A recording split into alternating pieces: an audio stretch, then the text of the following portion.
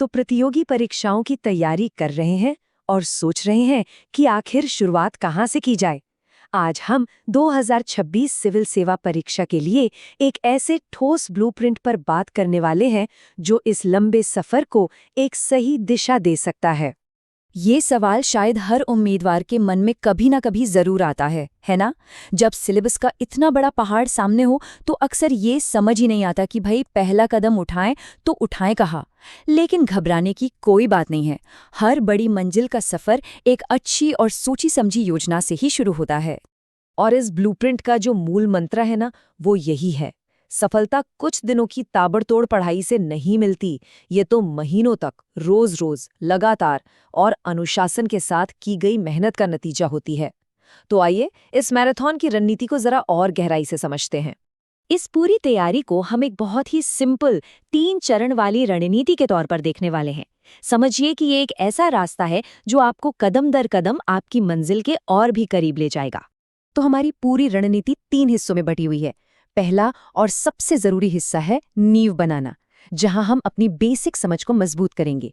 दूसरा है अनुप्रयोग, जहां हम अपने सीखे हुए ज्ञान का इस्तेमाल करना सीखेंगे, उसे परखेंगे। और फिर आता है तीसरा और आखिरी चरण, गति और रणनीति, जहां हम खुद को असल परीक्षा के लिए तैयार करेंगे। पहला चरण है नींव, और एक बात साफ समझ लीजिए, यहाँ कोई शॉर्टकट काम नहीं आता। हर विषय की जो बेसिक बातें हैं, जो कॉन्सेप्ट्स हैं, उन्हें समझना ही होगा। और इसके लिए कक्षा 6 से 10 तक की एनसीईआरटी किताबों से बेहतर कुछ नहीं है। बहुत सारी किताबों के चक्कर में मत पड़िए। हर सब्जेक्ट के लिए एक अच्छी स्टैंडर्ड किताब चुनिए और बस उसी पर टिके रहिए। और हाँ, पढ़ते हुए नोट्स बनाना बिल्कुल मत भूलिएगा। वैसे नोट्स बनाने का एक बहुत ही शानदार तरीका है सीखने के लिए सीखना। मतलब आप जो भी पढ़ रहे हैं उसे ऐसे पढ़िए जैसे आपको ये किसी और को समझाना है। शायद किसी ब्लॉग पोस्ट के जरिए या फिर विज्ञान हेरिटेज जैसे किसी चैनल के लिए कंटेंट बनाकर। यकीन मानिए, इस तरीके से आप उस विषय को कहीं ज्यादा गहराई से समझ पाएंगे। अब जब नींव मजबूत हो गई है तो आता है दूसरा चरण, अनुप्रयोग। अब वक्त है अपने ज्ञान को परखने का। हर चैप्टर के बाद कम से कम 50 से 100 मल्टीपल चॉइस क्वेश्चन यानी MCQs जरूर सॉल्व करें। साथ ही करंट अफेयर्स पर भी नजर रखनी शुरू कर दें और 60-40 का नियम अपनाएं। मतलब अपना 60% समय उन विषयों पर लगाएं जो थोड़े कमजोर हैं और 40% उन पर जो आपकी मजबूत हैं। और अब आता है आखिरी चरण, स्पीड और स्ट्रैटेजी।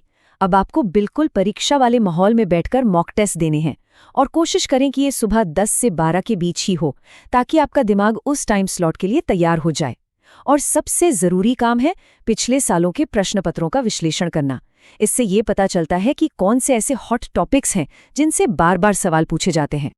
ठीक है, तो एक बड़ी स्ट्रैटेजी तो हमने देख ली, लेकिन उस स्ट्रैटेजी को जमीन पर उतारने के लिए एक अनुशासित दिनचर्या भी उतनी ही जरूरी है। तो चलिए देखते हैं कि एक आइडियल दिन कैसा दिखना चाहिए। जरा इस डेली टाइम टेबल पर नजर डालिए। इसमें पढ़ाई, प्रैक्टिस, रिवीजन और सबसे जरूरी चीज आराम के बीच एक बहुत अच्छा संतुलन बनाया गया है। एक बात हमेशा याद रखिएगा, 7 से 8 घंटे की अच्छी नींद लेना भी आपकी तैयारी का एक बहुत ही अहम हिस्सा है। स्ट्रैटेजी हो गई, डेली प्लान भी बन गया। अब कुछ खास टिप्स पर बात करते हैं जो आपकी तैयारी को और बेहतर बनाने में मदद करेंगे और आपको बर्नआउट से भी बचाएंगे। पहली प्रो टिप है वीकेंड रीसेट। देखिए, रविवार का दिन कुछ नया पढ़ने के लिए नहीं है, बिल्कुल नहीं। इस दिन का इस्तेमाल कीजिए पूरे हफ्ते की पढ़ाई को दोहराने के लिए, मॉक टेस्ट देने के लिए और अपनी कमियों को पहचानने के लिए। और दूसरी टिप है पोमोडोरो तकनीक। नाम थोड़ा अलग लग सकता है, पर यह फोकस बनाए रखने और थकान से बचने का एक जबरदस्त तरीका है।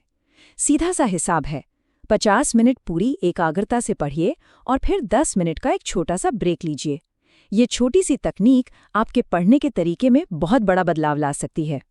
ये लाइन एक बहुत ही महत्वपूर्ण सच्चाई बताती है।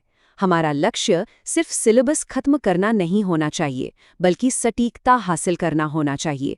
ये परीक्षाएं सिर्फ ये नहीं देखती कि आपको क्या क्या आता है, बल्कि ये भी परखती हैं कि आप कितनी गलतियां करने से बचते हैं। ये सिलेक्शन के साथ साथ एलिमिनेशन की भी एक प्रक्रिया है। तो आखिर में सब कुछ मानसिकता पर आकर ही टिक जाता है। ये ब्लूप्रिंट आपको रास्ता तो दिखा सकता है, लेकिन उस रास्ते पर चलने के लिए अनुशासन, धैर्य और एक मजबूत इच्छा शक्ति की जरूरत तो पड़ेगी ही। तो खुद से पूछिए, क्या सफलता के लिए जो मानसिक शक्ति चाहिए उसे विकसित करने के लिए हम तैयार हैं? इस सफर के लिए बहुत बहुत शुभकामनाएं।